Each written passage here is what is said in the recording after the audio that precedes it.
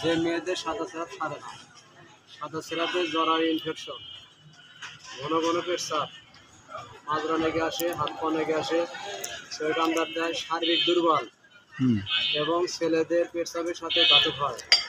পেটচাপে জ্বালা পোড়া, পেটচাপে জ্বালা পোড়া, সেক্সুয়াল টেম্পার নাই, টেম্পার হেরে গেছে, তাদের জন্য কুদ্দুসনগর মসজিদের সামনে সুচিকিৎসা করা, নূর পারমিশন হারবাল দেওয়া। এটা কোনাবাড়ি কুদ্দুসনগর গাজীপুর না? জি, কোনাবাড়ি কুদ্দুসনগর গাজীপুর, কোনাবাড়ি কুদ্দুসনগর মসজিদের সামনে।